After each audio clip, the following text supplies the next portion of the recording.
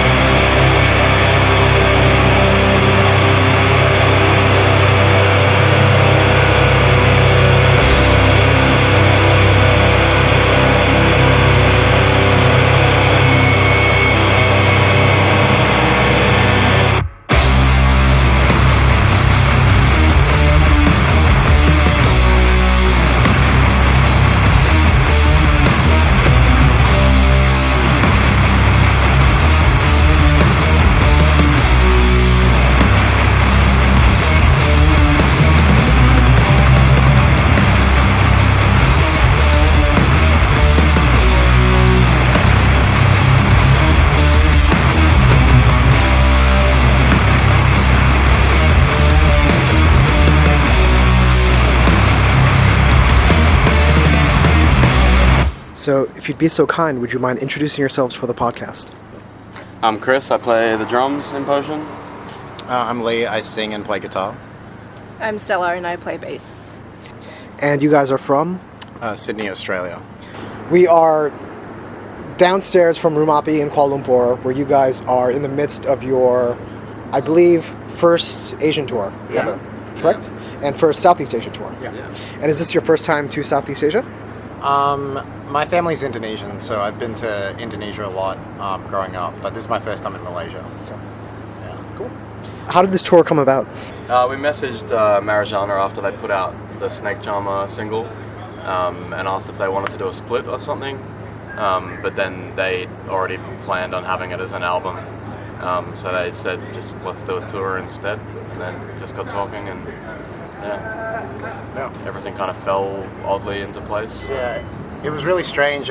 We basically just emailed them because we'd been mentioned in a few of the same articles and stuff because it was 2 new Doom releases, and we like their other the band that they have members in Wormrot, so we're big fans of them, and we hit them up, and coincidentally they already knew a bunch of our friends because they toured. Members of Marijannah toured Australia in a hardcore band, stayed with a bunch of our friends, so it was all very kind of weird and serendipitous, but they asked us to come over here and tour with them, and it's been amazing. Yeah. Let's talk about your band history a little bit, because you guys haven't been around for very long, but you already have 2 releases out, and you're already on your first Asian tour. When did you guys start, and what led to you forming?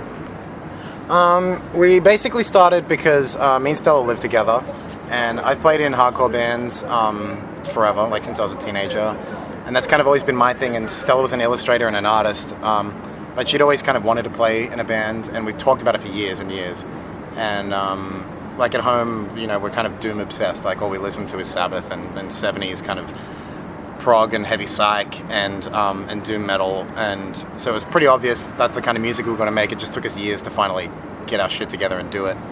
So we finally started doing that, and we knew Chris through just the hardcore scene, and we'd been fans of bands he'd been in before, and it was just one of those things, you know, where like someone's been in the same circle as you for years, but you've never really known each other. And I think it was a party or something where we just started talking, and we realized. I don't want to say fate. Yeah, he was just.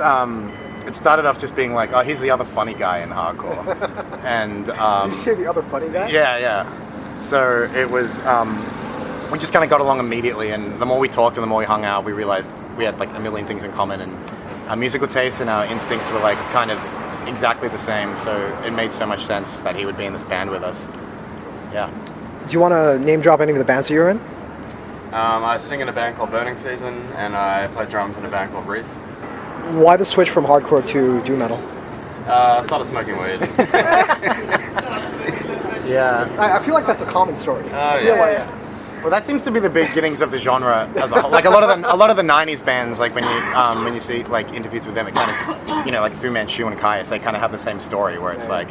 But for us, it was just we'd been in hardcore bands for years. I've always had metal instincts. Like even the hardcore bands I was in were very metallic. And I think the restraints of the genre kind of wore down on me after a while, you know. You have to dress a certain way, and the songs have to have a certain structure. The breakdown has to be here. And I think I reached a point in my life where I'm older now, and I was kind of opening my mind in a lot of different ways. And musically, I just wanted to do what I wanted to do, you know. Like I didn't want to play a certain kind of music because it was the community I was a part of, or because it's what my friends were doing. I just wanted to write 10-minute metal songs, basically. And once we did that, it's weird how easy things were after that, you know, like how much recognition we got from just kind of doing what we wanted to do, you know. I have seen your band, I think on your Bandcamp page you refer to as psychedelic heavy metal as opposed to doom metal. Is there a reason for that? I think it's almost a mental thing just for ourselves, where like doom metal isn't the most original genre, and that's fine. Like that's what we love, you know. It's Sabbath worship essentially. It's an exaggeration. It's a cartoon version of the bands from the '70s we love. But for me, I didn't want to label it as doom specifically because I want to be open to try different things, and I think at its core that's all it is. It's just metal riffs, but slower and kind of more stream of consciousness. And yeah, I just feel more comfortable with that term for some reason. I don't know. I think it's because, like I said, like hardcore has so many restraints and restrictions. So to be like, okay, now we're a doom band, so we have to do this. That didn't sit right with me. So I'd prefer psychedelic heavy metal, I guess. Off the top of my head, I can't think of many psychedelic heavy metal bands. So it's like you've got the niche cornered. I suppose so. I mean, I think, doom metal at its core is just it's just a psychedelic kind of form of heavy metal. And like if you listen to a lot of bands in the 70s, like even like Sabbath Bloody Sabbath, that record, and Rainbow, and I think psychedelia has always kind of been a huge part of heavy metal, but people forget, you know. So I think it's always kind of been around.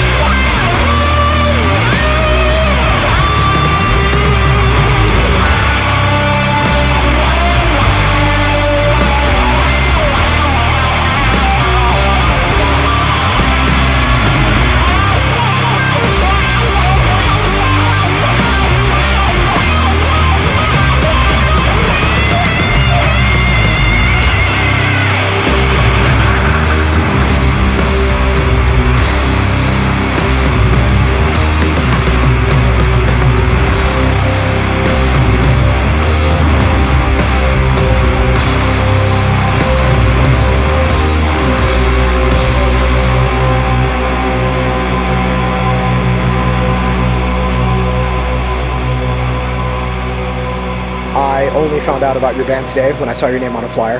so apologies for that. But I did get to listen to both your releases. Tell me about the first one and what you guys set out to do. The first one was basically us just trying to have fun with the genre. You know what I mean? Like, we were just trying to, I don't know, experiment, like I said, with a form of music that was kind of a little more loose, a little more free.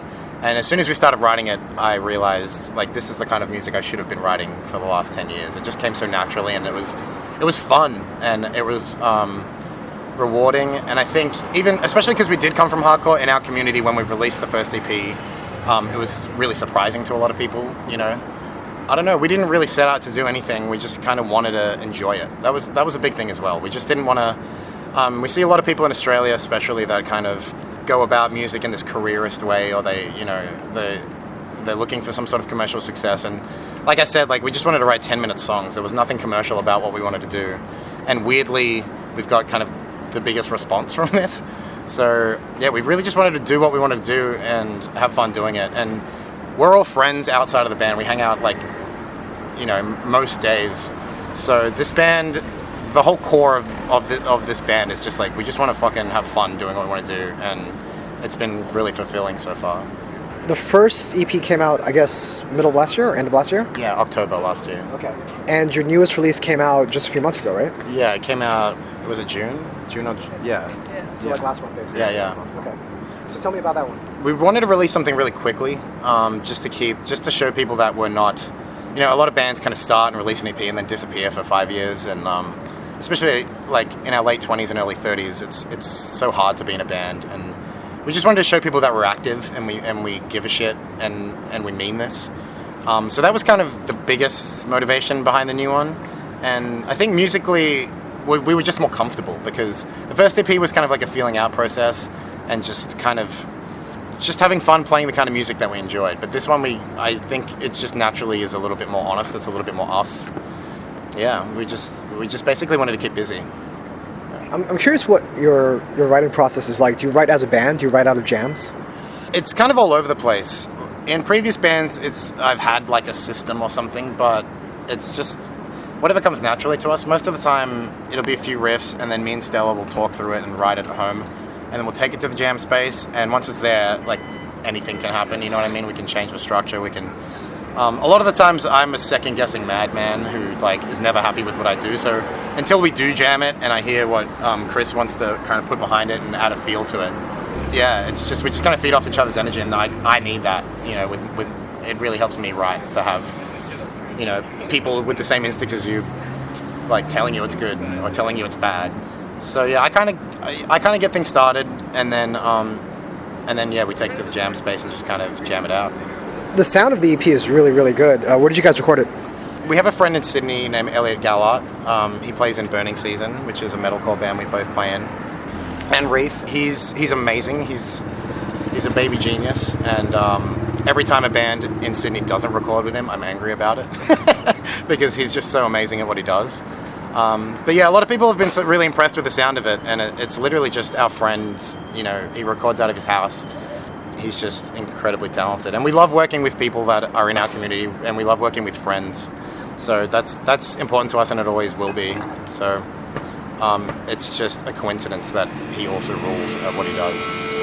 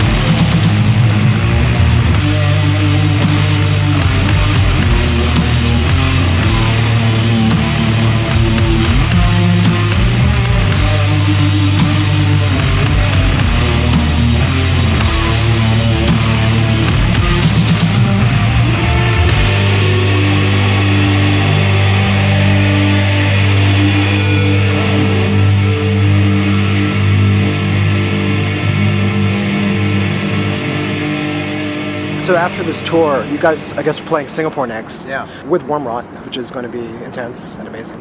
What do you guys do next? We really just want to focus on the album when we get home. We'll probably play interstate in Australia a bit. We probably won't play in Sydney too much. But yeah, we just want to spend the next 6 months just kind of making a debut LP that we're happy with. And we're lucky because like I never got to the stage of making a full length personally in my previous bands. So I'm really excited because it'll be a huge benchmark personally. And like somehow our first 2 releases have gotten a lot of attention. So I feel really, really lucky that at my first LP, people will actually, we may have an audience for it. So yeah, we're just excited to write for it, basically. Like this whole tour, that's kind of all we've been talking about is like little ideas here and there of what we want it to sound like and what we don't want it to sound like. And yeah, I'm just really excited to hang out and write some songs. I mean, do you guys have songs already, or are you just fleshing out ideas? We've got the bones for some stuff, but with like we kind of put a lot of focus on the release of our last tape, and then this tour coming up, so we haven't had time to kind of think about it. I kind of need to be comfortable and like mentally healthy to write. Like, some people like anguish and like the tortured artist thing, but for me, if I'm not happy, I suck at what I do. So yeah, I just want to go home and get comfortable and just kind of focus on that for the next 6 months. Tell me about the scene in Sydney, because I don't know that much about Australia. We do have bands coming through. Like we had a band from Adelaide come through last week. We had like Lachlan Watt and a bunch of bands from Brisbane come through. Yeah, we love Lachlan. Yeah, he's a good dude. Yeah. I think he's like an honorary Malaysian because he's been here 3 times with like 4 different bands or something. Yeah. But tell me what the scene in Sydney's like. You did mention it's a little bit careerist. I don't know if that's Sydney specifically. It's kind of weird. It's constantly changing. I think like hardcore and metalcore kind of ruled everything in heavy music for like maybe the last 20 years in Australia, and recently it's kind of got a lot more segmented. There are a lot more like post-metal bands, and the DIY punk scene has blown up recently, and all the kids who are going to indie pop shows and stuff have kind of like gotten into punk, and I think there's a really great focus on female-centric bands at the moment. I just think it's weird. Sydney is basically shut down. There was a lockout law that came in a couple of years ago. Someone got punched and died, so the government's reaction to that was to shut down the whole city. Basically, everything closes at 10. So I think the community's reaction to that has been to put on DIY shows and to start bands. And I think in their attempt to shut down Sydney culture, culture kind of rose up from that. So I think it's really healthy at the moment. I think bands are a lot more experimental than they were in the last 5 years, I would say. And yeah, I think weirdly the timing of this band has been really perfect. I think even heavy metal, like the term was kind of a laughable term for a long time in Australia, And I think the last few years people are just way more open, and I think people are way more supportive of local music recently. So for us, we're lucky again because we've played in bands for a long time and we have so many friends in every state. And as soon as we launched this band, like so many of our friends were willing to help us out, and that was everything. And like Lachlan especially, he's been incredible. So yeah, it's healthy, but it's constantly changing, and I think it's hard to say because the scene's healthy, but places for us to play on. Yeah, exactly. So like a lot of places, like especially in New South Wales and Sydney especially, like getting live music licenses is really expensive. Everything is expensive. Everything is expensive as well. It is. I think it's the second most expensive city to live in the world. Yeah. So yeah, renting a place for bands to play is completely unrealistic. But at the same time, I think there's something cool about the fact that it's impossible to sustain yourself creatively in Sydney. Well, it's not impossible, but it's very hard. But because of that, lately, I think it leads to bands that are more earnest and more honest because there is no chance.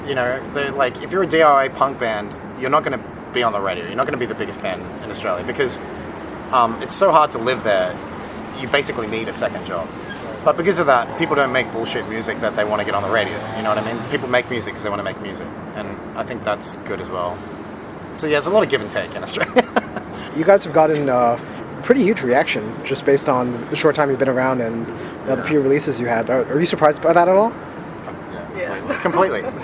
Like I said, there's been times growing up where I was like, oh, I want to start this band so I can get on the radio, and I want to do this. And I was so ambitious when I was younger, and I think this was the first band where we were like, let's just have fun with our friends, And it's made writing music easier, it's made touring easier, and I think that's been the difference. Like, honestly, that's been the only difference with this band than my previous bands. It's been 100% just for the experience and for enjoyment. And that's the only thing I can accredit the attention we're getting to, because, yeah, it's been surreal. I don't really know how to describe it. It's weird. Well, I mean, the music is good. That's part of it. I mean, I grew up on Sabbath like everyone else. I listen to a lot of Sleep. I listen to a lot of like Deep Obsessed and stuff like that. I do like a lot of doom metal. There's a very nice lady in France who sends me this stuff on the label that she's a PR person for, and 90% of it is just like in one ear and out the other. It's like, it's either some version of Caius, some version of Sabbath, some version of... So it's rare when I hear something and I'm like, oh, this is really, really good. And that's kind of the gut reaction I had when I heard Potion. So I don't know, I think like whatever you guys are doing, it's working. Thanks. Yeah, cool. Is there anything else you want to add? No, not really. We're just really happy to be in Southeast Asia. Like you said, it's so early in the life of this band, and the fact that we get to be here, and every show has been completely surprising and surreal and weird in its own way, and like we're just like completely happy and appreciative that we get to do this, and we just hope we get to keep doing it as long as we can. Thank you guys.